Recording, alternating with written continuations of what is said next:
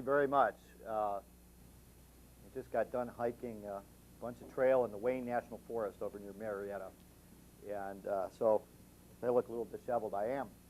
So I'm at least dry now. So it was raining over there. If possible, I don't want to create a lot of chaos, but if some of the people way in the back would like to come up and fill some of these chairs, it might lead a little bit better towards discussion. I'd like to do a little discussion after I get done with this little spiel. I'm with the North Country National Scenic Trail. I work for North Country Trail Association, which is a 501c3 not-for-profit organization and a land trust. And what we do is we put the volunteers on the ground that go out and construct, design, construct, maintain, and promote this scenic trail. Now, everybody here is, I assume, familiar with Appalachian Trail. The Appalachian Trail was the first in a series of trails in the National Scenic Trail system. There are also other trails that are historic trails, and you may have heard of a trail that comes right through this area, through Pittsburgh, the Discovery Trail, which is a recreational trail. There's a number of different types of trails. There are 8 scenic trails. Ours is currently the longest. It is right now at about 4,600 miles. By the time we get it done, it should be 5,200 miles. The Appalachian Trail is 2,168.8 miles long. And it changes by a little bit each year due to relocations. And so what I do is I work with local chapters, and I help those chapters understand how trail needs to be developed, how it needs to be designed, and then how they have to take on the stewardship of that trail and maintain it. I work with private landowners. We have 10 national forests. We have innumerable state forests, state parks, county parks, local city parks, and so on along the route of the trail that our organization works actively with to protect and promote the trail. One of the things I was doing today in the Wayne is I was walking with the Buckeye Trail Association, which is a statewide not-for-profit organization in Ohio that promotes and develops, that's the same thing we do, on a donut-shaped trail that goes the whole way around the state of Ohio. We have 1,100 miles of the North Country Trail is the same route as the Buckeye Trail. So they signed a pact with us, or a memorandum of understanding that makes them an affiliate organization. So together we work to plan and develop that trail. And this group has 1,500 members and is invaluable to us in getting trail on the ground. We've got a number of people there. Their trail foreman is, I think, 79 years old, is out probably, I'd say at least 2 weeks a month with a Maddox, a chainsaw, or some other piece of trail equipment, and about 15 or 20 different volunteers with him out building trail. So Buckeye Trail Association, North Country Trail Association, and representatives from 10 different national forests along the route of our trail all met for what we call a triad summit. And this is the National Park Service, which is the superintendent of our trail, North Country Trail Association, which is my organization, and Buckeye Trail Association. We all met down at various parts of the Wayne National Forest to go walk and look at sections of trail and discuss the issues that we have with that. Now, I'm sure some of you are familiar with the topography. It's very similar in southern Ohio. It's very hilly, a lot of clay, a lot of rock areas. It's got a lot of hydric soils or wet soils. And so there comes up a good opportunity. We could probably make this a week-long meeting to sit and discuss various trail design issues. There's also competing user groups. We have a lot of difficulty with unregulated, or another word for that is illegal, ATV or ORV use, the little four-wheelers and the dirt bikes and things like that. And we also have some difficulty with mountain bike use. And the difficulty comes in, particularly with mountain bike use, in that it is a permitted use within the forest. There is, in the Wayne National Forest, there is no legal use of a motorized ORV, off-road vehicle. However, there is authorized use of mountain bikes, not on our trail, but on adjacent trails and nearby trails. And so we need to sit down once a year with the forests and begin discussing how do we resolve possible negative ORV use on sections of the trail? How do we change our signage? How do we make it more clear to the public through our interpretive documents, maps, signage, the words that come out of the mouths of the federal government employees that lead the nature hikes, the interpreters and naturalists in the park?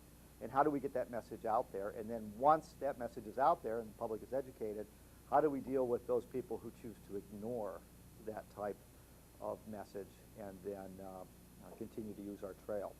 Some of the ways we can deal with that is through enforcement, and that's using local township police, using law enforcement or conservation officers and land protection officers in the National Forest.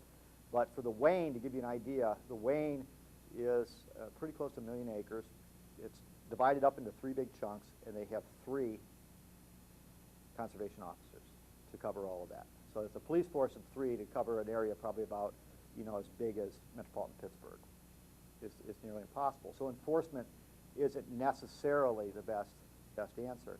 What becomes the best answer in controlling or eliminating that type of use is design and how you design your trail.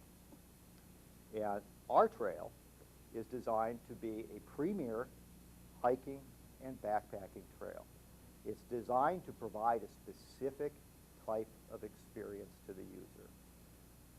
Today, and I say today, I'm speaking of the last decade of the last century and the current day, the emphasis has been on multi-use, multiple use trails. The Rails to Trails movement has done a fantastic job in taking a lot of our rail corridors and turning them into pedestrian and bike, and in some case motorized trails that access natural areas and recreational areas. There seems to be quite a bit of a desire to push that multi-use ethic onto all types of trail. And in many cases, that has provided a great deal of benefit to metropolitan areas by taking a trail and making it a little bit more accessible, making it possible to use bikes on a trail that goes in between, say, a residential area and a retail area and a commercial office area. And in those instances, that's really a fantastic improvement to get us away from the automobile and give us an opportunity to travel via other means. In the case of a National Scenic Trail, we are designed to be a hiking and backpacking trail and to promote a type of experience that you will not find on a multi-use trail. What, for instance, would you expect to find when you were just out hiking in the woods, or if you were doing, as I do, a lot of solo long-distance hiking? Solitude, peaceful setting, surrounded by a lot of natural area, natural treadway, not the banging that you get on a paved surface, but rather that nice cushion of forest duff. The ability to move and meander slowly and to be able to take in and enjoy the environment that you're passing through. This is something that can only be achieved if the trail is designed in such a fashion as to enable those things. When you come to a bluff, you take the trail, you put a bench in, you have a scenic overlook. That encourages people to stop, take in the view, relax, and promotes this experience of being immersed in nature. When you're on, for instance, a mountain bike, the thing that you're generally most concerned with is adrenaline. Adrenaline is not something that we generate through peaceful walks and solitude. Rather, adrenaline is something that we generate through physical activity and challenge.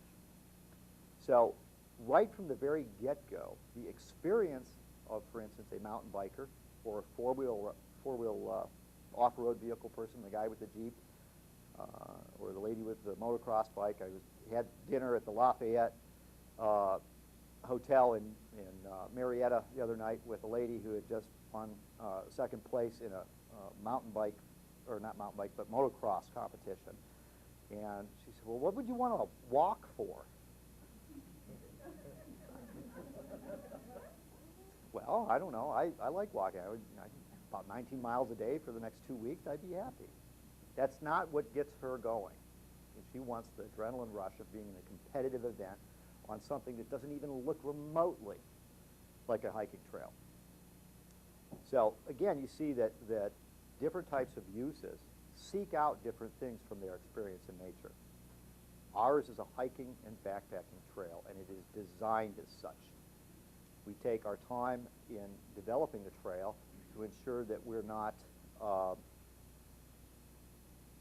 providing trail type or trail miles that are more conducive to other things that are active adrenaline type sports. In other words, we're not going to design trail that goes like this with stone steps and no railings, so that when you have your 60-pound backpack on and you're halfway up, you're really wondering whether or not you're going to die if, in fact, you fall backwards on the steps.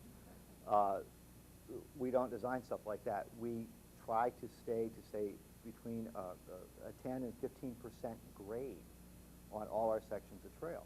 Well, okay, Rob, well, what about up in Minnesota, where you want to get to the top of Mount Trudy so that you can look out to your southeast and look out over Lake Superior and look out to your northwest and look across and almost see into Canada? Well, in that instance, we do break with that 20%, and we might go to 30 or 40%. But typically, that's only for short distances that we do that.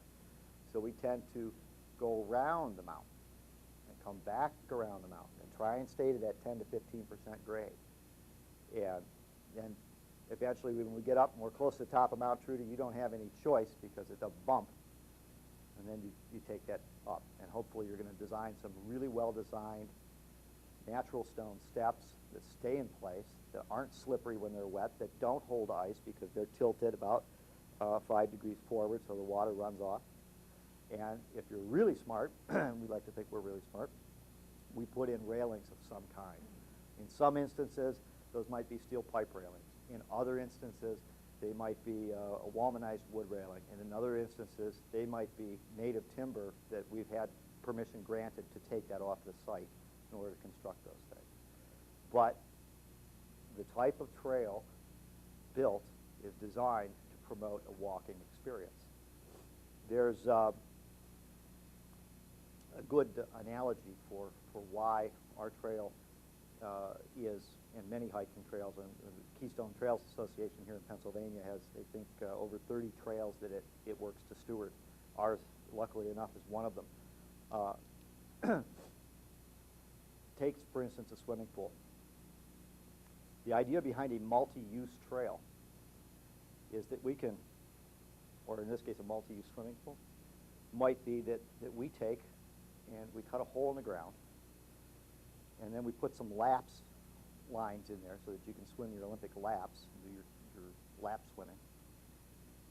And then we put a couple diving boards in, and we say, okay, everybody have a ball. You can wade here, you can dive here, and you can swim laps here. Everybody in the same box. That's never going to work. Because you're going to have the divers are going to be diving off, and they're going to be hitting the little kids that are wading, or they're going to be falling on top of the people that are swimming laps. No, we would never even dream of doing that with a swimming pool design. Instead, a swimming pool is designed on segregated use. The diving end of the pool is over here. The wading end of the pool is over here. And then in the middle, maybe you have a stretch that's designed strictly for lap swimming. So when we talk about swimming pools, we understand that you have to segregate out use so that everybody can have a quality experience. If everybody's trying to get on the same trail, you have the same thing. If you're out there hiking for solitude and experience with nature and birding, and you have to share a section of trail with somebody who's out there trying to work up a good sweat and is coming barreling down that same trail, number one, you've lost your solitude, scared the bird away, and you're probably going to have to go around you, so they're going to go off trail, which creates a special trail problem, which we call braiding. So you end up with more trails, and the trail treadway begins to widen and become several trails. And the mountain biker doesn't have a good experience because there's that darn hiker, and he's in his way, and he had worked up all this speed, and now he's got to slow down. So to slow down, what does he do? He lays on his brakes, and that creates a skid. And that skid's nothing, just a skid, right? Till it rains. Now you have a trough. And you have that trough on the trail, and it begins to erode the trail. So now you don't have a place that you can go and hike and have a quality experience.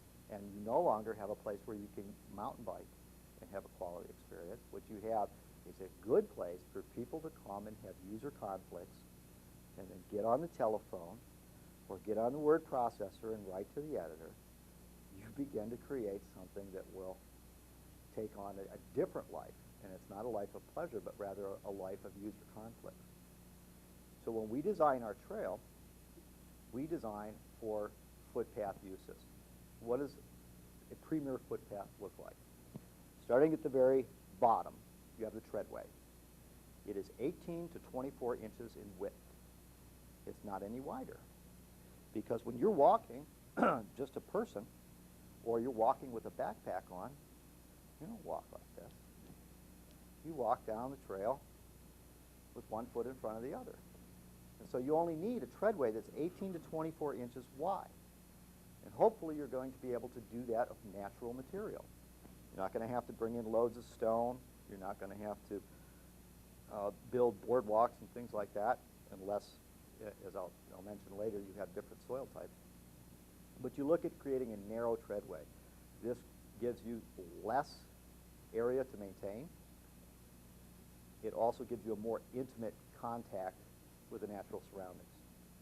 If you're walking down a trail and it's mowed for 5 feet on either side, you might have a better chance of seeing cowbirds, bobolinks, or whatever, but you're not going to feel like you are enveloped by the surrounding natural environment. You're going to feel like you're intruding into it. So we go for a narrow treadway, 18 to 24 inches wide. As you come up off of the treadway, we look for 4 feet maximum of cleared vegetation. Now, if I can lean down here and I can touch small plants, that's really not a problem. In fact, that might be very nice because you have trillium and jewelweed and all kinds of other natural stuff that's going to grow along that trail that you don't want to impede its growth. It's small vegetation, and it is not going to inhibit the walker. But you do want the saplings and the multiflora rose and all the other stuff that is going to come in and eventually over the space of the summer grow in on the trail so that people are catching sticks and prickers in the eyes and getting their clothing all ripped up or getting their skin all ripped up. So we look for an 18 to 24 inch wide footpath within a 4 foot wide cleared vegetative corridor. And when I say cleared vegetative corridor, I mean something that you can clear with a pair of hand loppers. And you take the larger stuff out, the 1 and 2 and 3 inch diameter sapling, and then after that, the only thing that's required is for one volunteer, one time a month, to walk down there with a pair of rose clippers and pick back whatever's growing into that corridor. We look for it to be about 6.5 to 8 feet high. So this tunnel going through nature is 18 to 24 inches wide on the ground, 4 feet wide as far as the larger vegetation is concerned above the ground, and 6 to 8 feet high. Why would it be 6 to 8 feet high? If I'm carrying a backpack and I have a fly rod sticking out of it, I'm going to need, I'm only 5'6", but still I'm going to need at least 6 feet.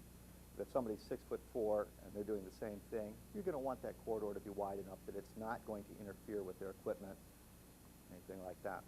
It's also a good way of looking down a corridor so that you can see blazing. That leads to trail marking. Some people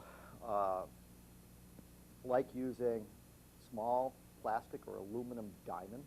The National Forest, for instance, will mark their trails with these diamonds, and they use aluminum roofing nails to pound these in and hang them on the trees. For the Forest Service, that works very well because, like Uncle Sam, they buy in bulk. So every forest has 2 or 3 pallets with 1,000 on the pallet.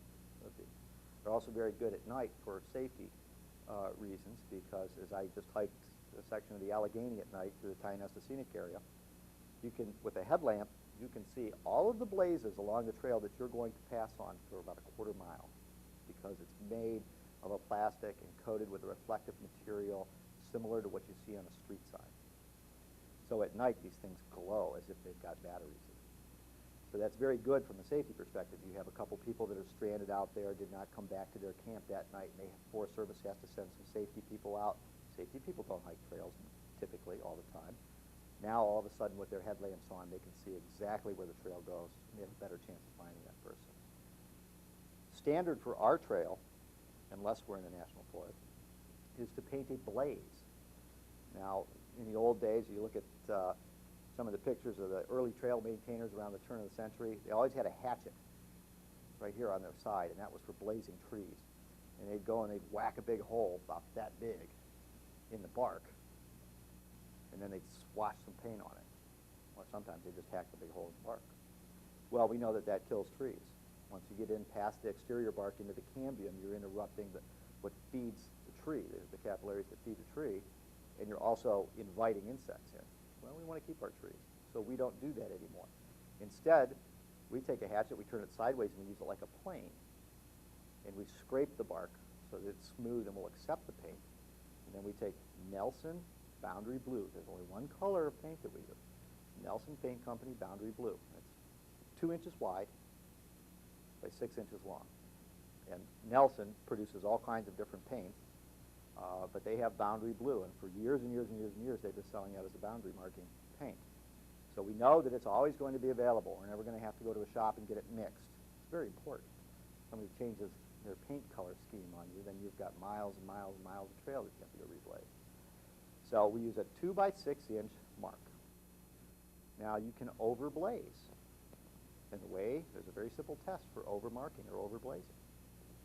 If you are standing in front of a blaze, I have a tree that's right behind me, and it has a blaze on it. I just took 2 paces past it. I should be able to see the very next blaze that I'm headed towards.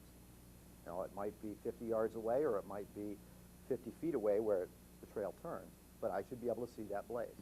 I should not be able to see 2 blazes, the next 3 blazes, the next 5 blazes. I should only be able to see 1 blaze at a time. Going the other way, it should be the same, which means, since trees don't grow in a uniform fashion, within the distance between where I'm standing at one blaze and another blaze, there might be other blazes, but they're facing the other way. And the reason for this is the tree that I'm standing by may not be visible for a hiker coming this way. Instead, the one on the other side of the trail, the big beech, might be visible, so that maybe that's where that blaze will go. So in either direction of travel, you should only be able to see 1 blaze at a time. If you can see more than that, you're probably overblazing. And I just walked a section in Michigan where the trail adopter, trail maintainer, is very excited about the trail and very excited about everything that she could do on this section of trail. And boy, she's been doing a fantastic job. Her treadway is dry. It's a wonder to walk on, but she's a little excessive with her blazing. So we sat down and we talked about it. We walked and we tested a couple sections, and now she's going back with another type of paint. It's actually a green, but if you looked at it, it would look like a gun barrel. It's gray. But when it gets natural sunlight, it turns somewhat of a green. And that we use to cover for excess blazes. The problem with that is you can still tell that somebody painted on that tree. And so it's a visual, an eye-catching distraction from the natural environment.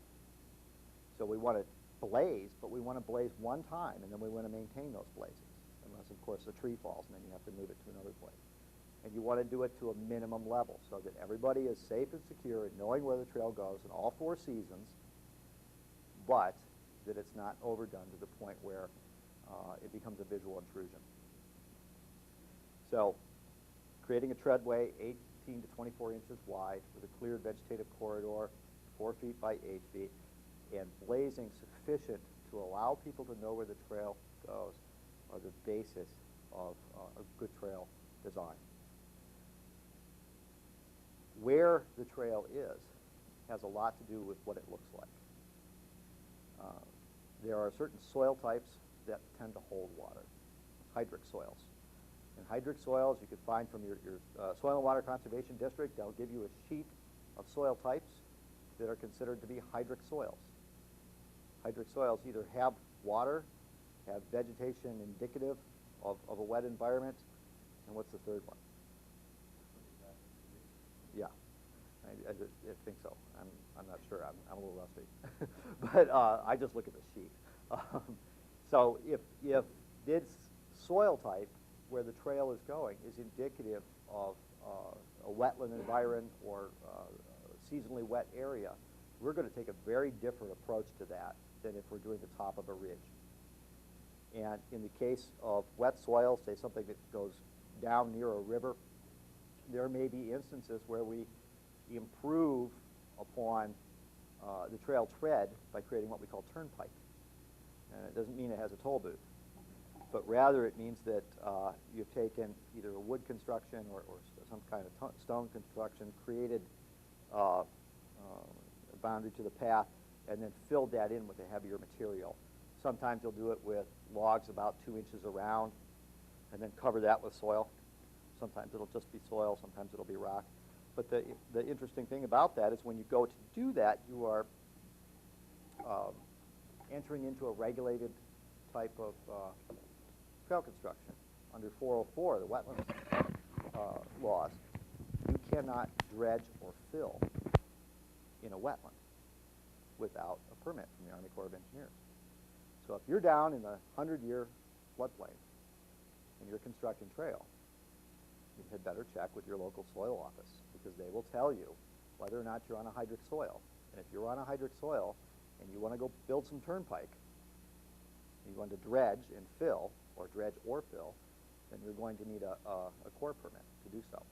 And it's not impossible. In fact, it's very possible if you explain to the Corps with great detail what you plan on doing, and you demonstrate how it's not going to interrupt with natural processes that are taking place or divert water. Another approach to that in a more urbanized area, and it may be appropriate in this setting, is the use of boardwalks or puncheon. Puncheon is sections of log about 3-4 feet wide with 2 rough-sawn 8-inch or 10-inch boards stringing them together.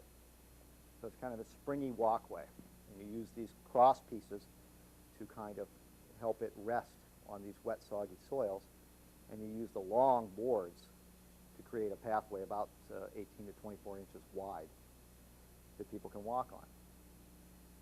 If you're in a setting where you're out in the middle of the mountains, you don't have to worry about ADA. But if you're in an urbanized setting, you certainly have to worry about making your trail treadway accessible. In that instance, you're going to find that you're not going to be able to use puncheon. Rather, you're going to end up with a full-fledged bona fide boardwalk, which has to be a minimum of 36 inches wide and has to have a lip on either side to prevent somebody's wheel, possibly, from going off in a wheelchair. So it's a very different type of design once you get into wet area.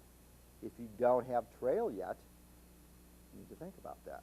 How much do you want to put into grant proposals and so on to build a boardwalk, which could be rather expensive to build? Is the river bank and the wetlands and other natural areas significant enough that it warrants going to do that? I personally like wetlands. I think they're excellent places for viewing wildlife and understanding the processes that take place in our watersheds. So I would say, yeah, you need at least to have a loop that goes down there and takes a look at it. In that instance, you can't just use the native soils. First rainy weekend you have in early spring, you'll end up with a trough of mud, and then you'll be getting all kinds of complaints. I went and tried to walk that. My mother-in-law fell on her butt and I had to carry her out. I went down there, and my kids, right before church, they got totally covered with mud. You don't want to hear that kind of stuff. You want people to have a pleasurable experience. So when you get down in wet soils, you really need to think about that. When you're coming up and down ridges, again, we look at 10 to 20% sometimes, but we try to shoot for 10% grade. Well, if you've got a ridge that drops 200 feet from the top of the ridge down to the river, that means you're going to need a significant stretch of trail to go to traverse that ridge properly and not create an erosion problem. You'll see a lot of poorly designed trails that go directly down the fall line or straight down a hillside. And what you'll often see with those is they're great for a couple years. But then the lack of that vegetation there all of a sudden the leaves come off, and now you've got bare clay, and it gets dry that summer. And so the clay cracks. And then it gets wet that fall, and all the water runs into that crack. And we all know what clay is about, sticky stuff. Just runs right down the side of a hill. And instead of a trail, what you have is something that your local watershed protection district is going to come approach you about with a letter. And it's a non-point source pollution problem. It's an erosion problem. So if you take a 10 to 20% grade, that means you're going to come up that ridge instead of straight down the ridge, you're going to come laterally across. And if you don't have enough property, you're going to take it and you're going to switch it back. And you're going to come back and keep doing that until you get down. But you have to make sure when you're doing that that you give enough room between your switches in your switch bags, which is what that's called, that it doesn't promote cross-cutting. Everybody knows the people that they want to get down a river quick.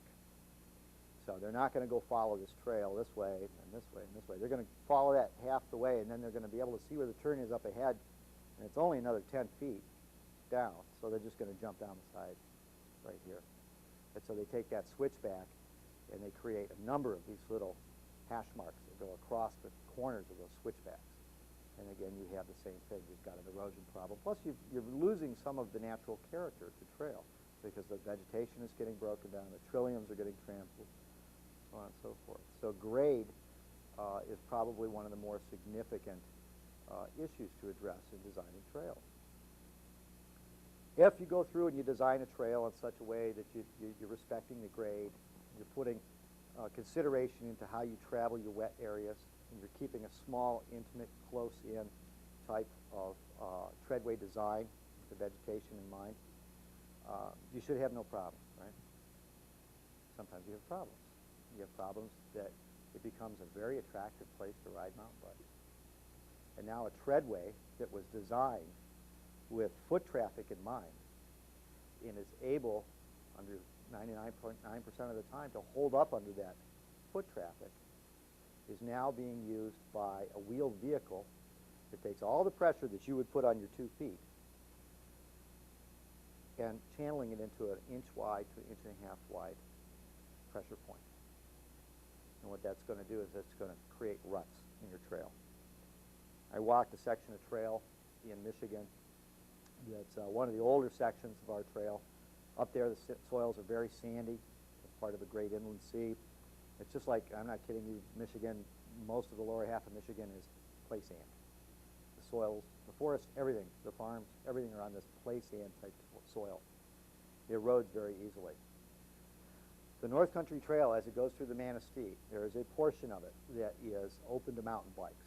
Not by our choice, but by executive fiat of the forest supervisor there about 10 years ago. Open that to mountain bikes. When you walk down the North Country Trail near the Manistee River, it's this deep, this wide, and it looks just like a drainage. And it becomes very difficult to walk on. And it's very difficult to get out of the way of a speeding mountain biker with a backpack on. You have to literally climb up out of the ditch into the woods to get out of the way.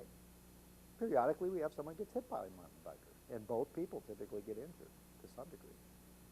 So a treadway that is designed with hikers in mind is typically not strong enough in its soil characteristics and so on to stand up to the use put on it by mountain bikers.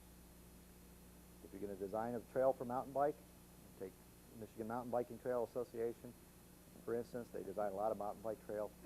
They spend a lot of time with wheelbarrows and gravel in their different spots where they know they're going to have soil problems.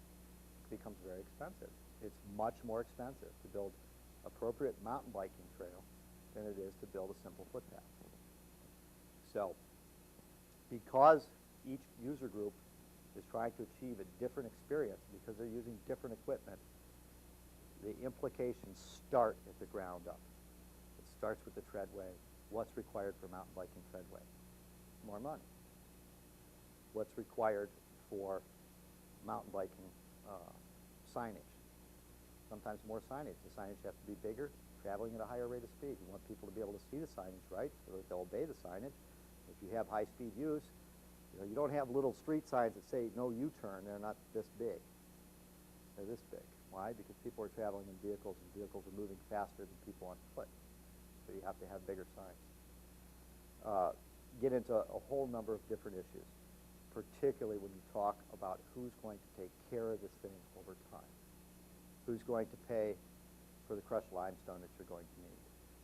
How are you going to account for what the crushed limestone does to the soil acidity and changes the forest vegetation? All kinds of issues that start to play into this. We're a premier hiking and backpacking trail. We design for that type of use. Were we a mixed-use trail, we would take on a much different philosophy. In each instance, when a trail gets put on the ground, the people that actually put it on the ground, whether they put it on the ground with their wallets, or they get out there with their own sweat and take part in the creation, or they sanction it as a government does, designates or sanctions the trail plan. Everybody has to take into consideration what type of use is going to take place on it and how much is it going to cost to maintain. We're lucky. Our trail's the cheapest. So a lot of people like hiking and backpacking trails simply because they're very easy to maintain if they're designed properly. I'm really interested in what you folks are doing here. I've given you a very brief idea of what goes into trail design. But I'm really curious, since I came in here at night, I didn't get a chance to look around much, but I've heard a lot about the piece of property that's in the area that may possibly be planned, and I've also heard a lot about some of the other park systems and so on in the greater Pittsburgh area, and I'm very interested in what you folks think about trails and what is it that you desire to see in trail systems that you use. Yeah, please wait for the microphone to come around. Just stick your hand up if you have a question. Because we're recording the session. Well,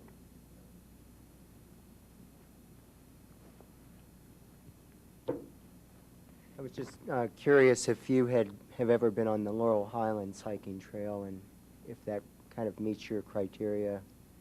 I'm sorry to say I haven't. Oh, okay. But just to give you some background information, it's 70 miles. It goes from Ohio Powell to near Johnstown, PA, and I've been on it many times, and I think it's it's a wonderful trail. It just cuts through incredible forest and no mountain bikers and no other types of traffic on there. And it may be a good model for if we're trying to create trails here in this township or area. Is it, a question for you, along that trail route, are there scenic overlooks and rest spots and say maybe designated campsites? And if so, how do they handle those? I think there are 7 or 8 shelters that people can camp overnight, so you can easily do the trail in a week, and many scenic overlooks. But other than sitting down on a rock, they haven't really created any designated area for you to view. But are some incredible overlooks there. One of the things that we've found with creating overlooks is that everybody wants to get to the edge. They want to get up to the edge, and they want to be able to see. So they think that they're going to be able to see if they get right on the edge of the gorge. And they're going to do that whether your trail goes there or not. So what we do when we're running along a ridge that provides us with good views is we'll keep back 20 or 30 or 40 feet from that ridge because we don't want people over there. But since we know they're going to go over there, periodically we'll cut out and we'll create a window by literally going in and cutting down trees so that people have that view. And that seems to satisfy people. You could run a trail for 400 yards along the top of a ridge, and you could have little side trails everywhere there's a break in vegetation, and that's going to create erosion if you don't take your trail to that edge. So what we do is say over that 400 or 500 yards, we might go out to the edge a couple times. And then we try to provide, Pennsylvania, it's easy to find rock. So we try and do that where there's, excuse me, an area that may provide a number of rocks where you can sit and enjoy the view. And in some instances, you get some big burly guy that doesn't mind carrying big chunks of lumber, and you take the lumber up there and you can build a bench. And what we find is that when you do that, when you build that bench, that scenic overlook will not begin to spread on the ground. People will, even if they don't sit on the bench, they'll come stand by the bench. The psychological thing that we have, oh, I'm supposed to be here, because here's where the bench is, here's where the overlook is. And if your view is cut out, you don't cut all the trees out, but you cut what you need out so that you have a good view, you won't find that your trail has a number of side trails that go off into the vegetation, destroy the vegetation, and create erosion. So that's interesting. They don't have any benches. Are you talking about running the main trail out to the edge of the ridge, or are you talking about side trails off the main trail out to the edge of the ridge? Yes. Okay. In other words, you can do both. And what I'm thinking of in my mind is a piece that we just walked up in Michigan in the Upper Peninsula near Pictured Rocks National Monument. On the Little Garlic River, there's a section of the trail there that runs right along the top of this hemlock-lined ravine. And we know the soils there can't take a lot of abuse, but we know it's a beautiful ravine and everybody wants to see it. So in that instance, we ran the trail about 40 feet from the edge, from the top of that ridge, about 40 feet back into the woods, and then a couple places where we had real good views. And that's the thing, design is so important. You have to walk it and flag it with tape, and then you got to come back when the vegetation comes up, and you got to walk it again. And you come up with a route, and you find your best scenic overlooks. In that instance, we just come out like that. In other instances, we will do, in fact, a side trail. So, but what we find is that works in certain situations better than it does in others. If you're going to run a little side trail out to a scenic view, and there's maybe one of those over a 400-foot section that you run across the top of a ridge, what you're going to find is people like your idea. So there's other little things that'll seem to crop up. People know where the good views are, and they're going to go there. So sometimes you can do that, and what I'm thinking of is at the end of a turn where you come out to where there's a good and rather isolated scenic view. So you're coming along and the trail comes out like this. You don't want to go all the way out to that point. Maybe you just want a little side trail that goes out to where the bench is, that looks to the west or whatever. And then people will naturally, they'll come right back on because the trail's starting to make a turn and it's going in another direction. So it depends on where you are along that trail, whether or not you can do the little side trails. So. You brought up one interesting point in that discussion that I want to pursue because it's something that's worth pursuing. I think you said something like you flag the trail where there's in the winter, essentially, then go back in the spring or summer when the vegetation is there and see if it still works, and then presumably maybe construct the trail later or during that summer. Could you talk about the sequence of how you lay out the trail, when you construct the trail, those kind of things?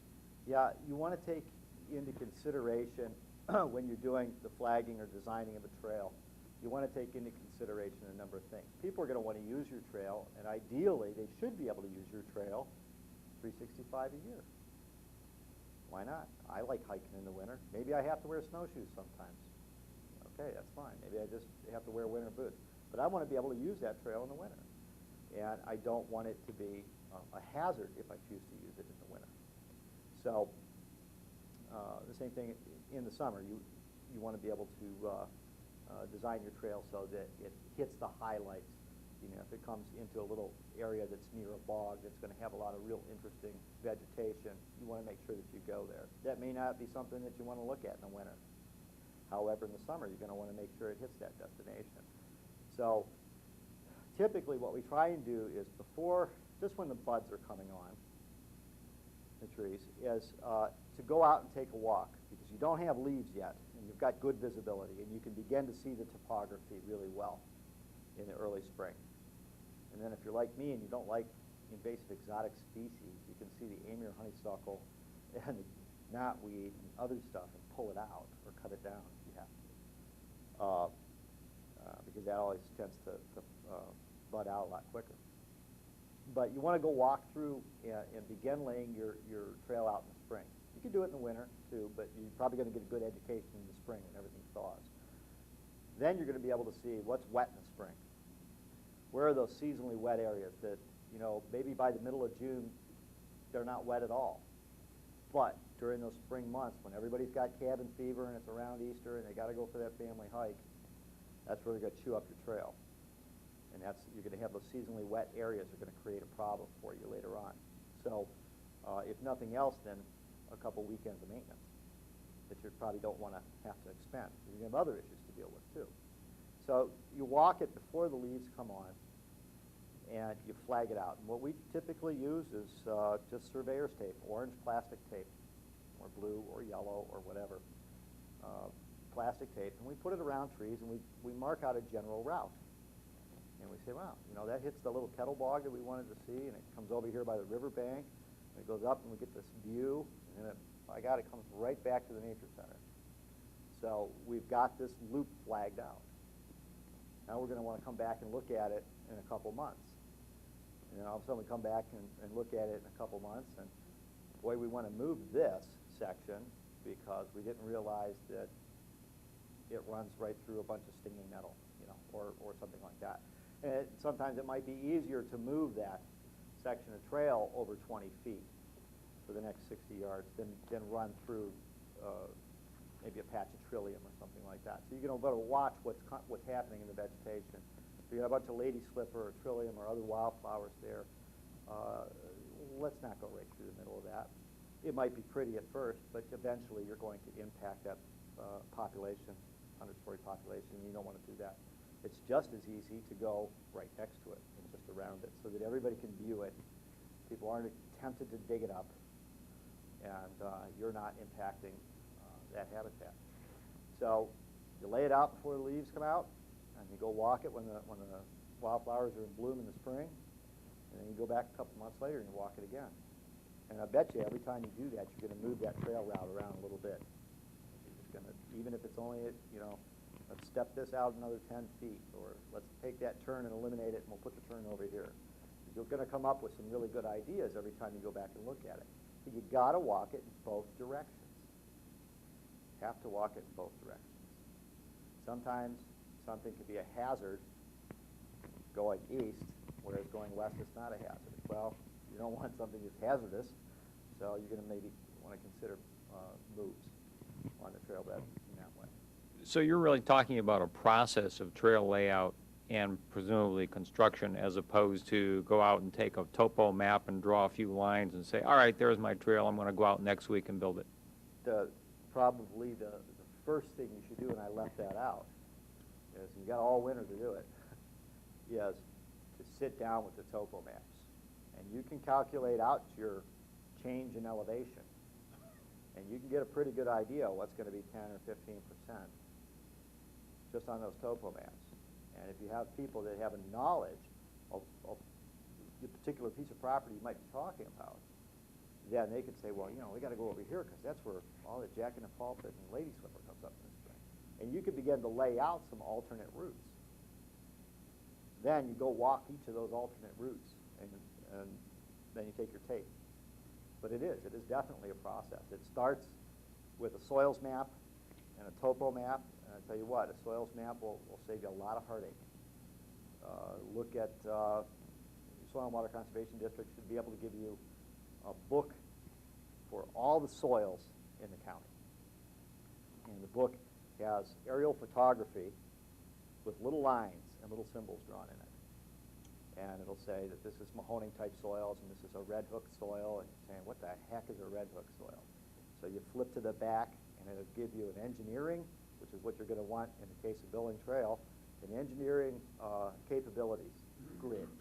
And it's a big boring looking chart that has different uses running across the top, used for septic systems, used for road bed, used for walkways, used for wildlife habitat. And then it'll have the different soil types running down the other side. And you just look over there in recreational trail development, and you look at that soil type, and you come down, and it'll say extremely poor, poor, good, average. It tends to vary what they call them, but it'll have a key in there that'll say, you know, if it says moderate, it's pretty much a stable soil. If it says poor, that means you shouldn't be trying to do that type of development on that soil type. So looking at your soil types and then looking at your topography, you should be able to come up with, if nothing else, large shaded areas, no trail. So you come up and you eliminate the places you don't want to go. And then you end up with sometimes the trail route will pop right out at you. Well, if we can't go here, then that settles it. We go right up here and go around. So start with the maps, and then do a spring walk, or a very early spring walk, then a later spring walk, and then you know, a summer walk. Another thing to take into consideration is patterns of current use.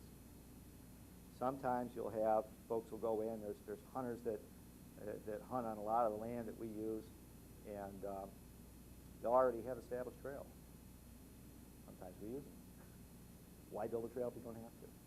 If you've already got a trail that's in good shape, that's an established trail. The Jones family's been using it to get out to their hunting posts for, and this is again a National Scenic Trail kind of situation, for a long time, and it's a good trail route.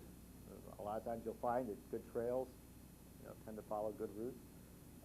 We'll incorporate that into our route, and that saves us having to actually go out and construct or do a lot of vegetative clearing and stuff like that. In other instances, you'll find that trails are poorly designed. They're just in areas where there's a lot of human traffic. There'll be trails braided everywhere, and it'll be just degrading and destroying the understory vegetation and the soils. And so you want to try and design your trail so that you can satisfy the need of people to go there in an appropriate manner, and then aggressively pursue blotting out the other trails. And we do that with our cut vegetation. So when we're cutting our trail, we'll take that and we'll stack it on the other ones. And we'll go through and we'll cover it with forest duck, leaf litter, and take down any signage that is on the inappropriate trail. Yeah, well, I was really going to ask that question about closing down trails. What do you do when there's really a persistent problem where it's a very desirable route, but you really want to shut it down and you're not able to do that? It's tough. When you have, you know, local culture and understanding, you know, well, and I can think back to Willoughby, Ohio, where I grew up. My dad used to trap and hunt down off of Route 84 down in this big valley called Gully Brook. And there was an established trail, and it was just like a mudslide. But that's what everybody had used. So my dad used when he was a kid, what I used, what my kid used. So, you know, there was this deep-seated psychology of, you know, well, you just go down over Route 84, you go down a hill. Well, when Lake Metro Parks moved to take that over, that became a serious problem. The first thing that you need to do in an instance like that is you can use old Christmas trees, provided they don't have the tinsel on them, and you can put those down on the trail because they'll break down real quick and they'll become part of the natural forest duck. But what you want to do is you want to make sure that you put those so that all the branches are facing out. And the reason is people don't want to go through all those branches to try and find the butt end of that tree so they can pull it off the trail. A lot of times people, you know, put them and then you've just got all these handles sticking out there. And so the guy that wants to go mountain biking down there and you just blocked his trail, all he's got to do is he's got to grab the butt end of those trees and pull them right off the trail. Put them pointing the other way so that all the branches that are normally going up are coming right at him. And then it's just a pain in the neck, and they tend to be a little bit easier to stop that way. The other thing is signage, appropriate signage. This trail closed. Find access at 91 and 84. or go to Trailhead at 91 and 84. Some people will see a sign, read it, and actually do what it says. They'll, oh, they closed this trail. Well, I wonder why. But hey, they're telling me I can go down to the intersection of 91 and 84 and there's Trailhead. And then the other thing is you have trail eyes and ears. I went up on the Jordan River Trail up near Traverse City and Petoskey in Michigan. The Jordan River is gold medal trout habitat, and I'm a fly fisherman. So when one of our local chapters said, we have a Ridge Runner program up there, and we want to know if anybody wants to volunteer to go up and help us with the trail, let us know. I said, if it's on the Jordan River, I'm there. So my family and I went up there, and what we did as Ridge Runners was we simply walked the trail. And we carried the no trace philosophy, which is leave no trace, take only pictures, leave only footprints, that kind of message to the people that we encountered on the trail. And we also stopped the mountain bikers, which use the trail illegally. And we have no enforcement power, we're just volunteers, but we can say, please, I'd like to talk to you for a minute. I want you to understand that the State Department of Natural Resources has restricted this to footpath only. You're in violation by riding here. I have to report you when I get back to the trailhead. That a lot of people don't want to be in violation of the law, and will listen. So having somebody out there on your peak hours, your Friday afternoon, Saturday and Sunday, I'm wearing a shirt right now that says NCT volunteer. So I am identified as being with the North Country Trail Association and a volunteer that's sanctioned to be there.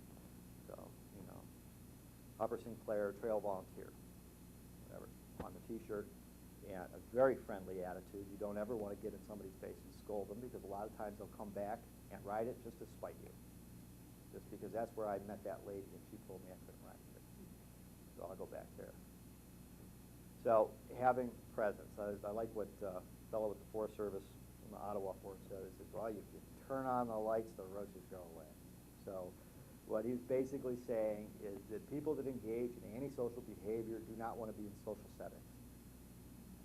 So if you're doing something that's illegal, whatever it is, out in the woods, or you're on a trail illegally, you don't want people around watching you. You just assume that you just be out there and no one's going to notice anyhow. But you have that volunteer that's standing there, and that person's seen you now 3 times. You know when they talk to the local sheriff, they're going to be able to identify you. It really does work, but it requires commitment on the part of volunteers. There'll be a lot of pressure for different kinds of trails, multi-use trails, hiking-only trails, biking trails. And I wonder if you could say a word about design kinds of things in proximity that you know, we might be able to use as guidelines in terms of trying to set up a multiple use kind of thing, but on different trails. In other words, like the swimming pool, everybody comes here to swim, but it's segregated uses. Right. And that's probably one of the better approaches to being able to restrict sensitive areas to footpath only, is to see that people have other places to engage in multiple use type of thing. If you put just a footpath in for just hiking, you can oftentimes be accused of being selfish and not providing for the other people. Now, our answer to that is we're a premier hiking and backpacking trail, and it's open to mountain bikers too. Just leave your bike at home. I'm serious. We have many mountain bikers in our chapters, but when they go out on our trail, they leave their bikes at home. The idea being you want to preserve the experience on this trail for hiking. There are other, in Manistee, we have a large 75-mile mountain biking trail called the Big M, and that crosses the North Country Trail in a number of places. That was put in there so that mountain biking people would have a place to go and ride, and that would cause them to put less emphasis on having to be on the North Country Trail. And so we were quite happy when the Forest Service decided to put that trail in. They do huge races and all kinds of events on it, and it gets a lot of use.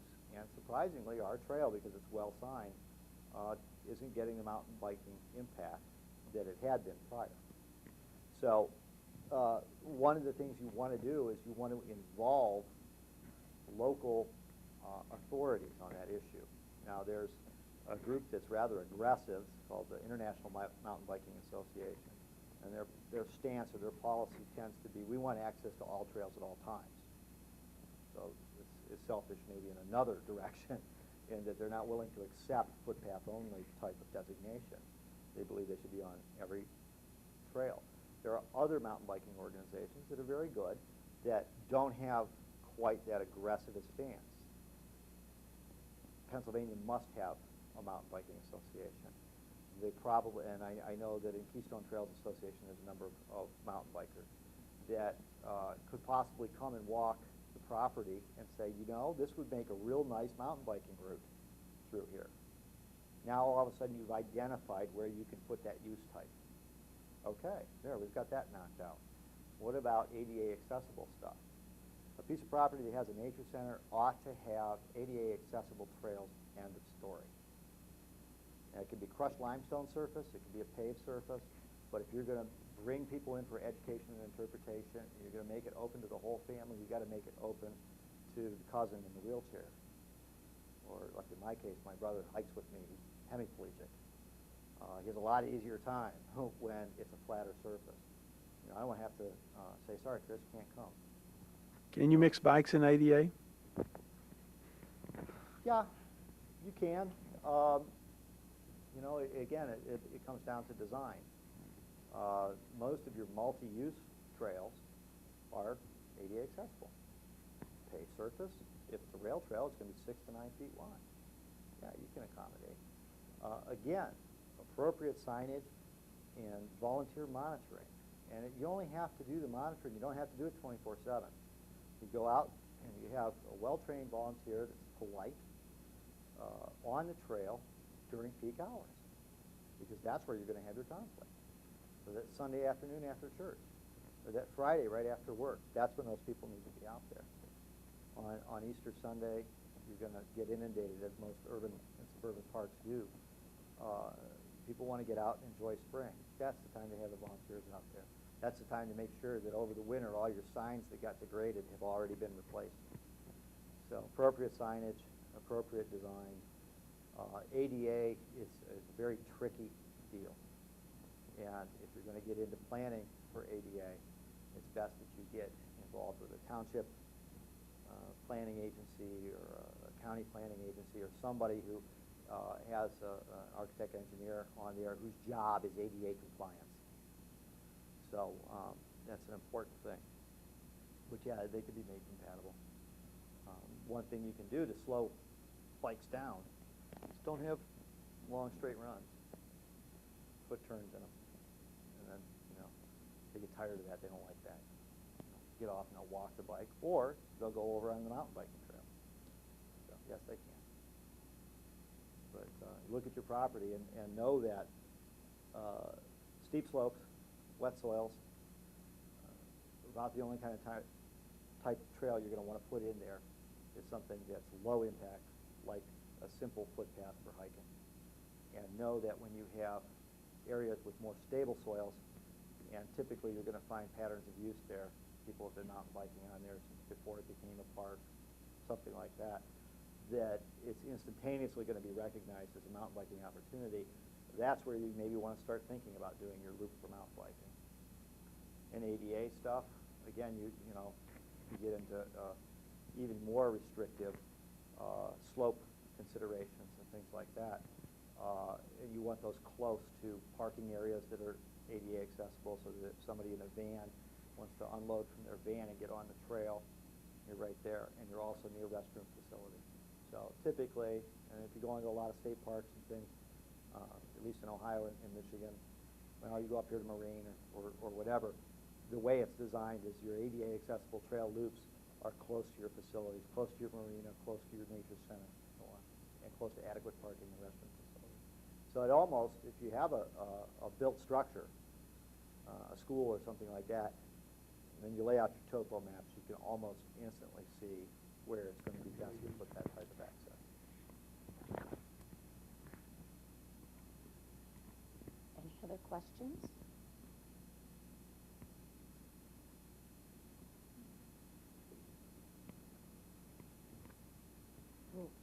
Rob, thank you very much. Thank you for your time and your interest in trails.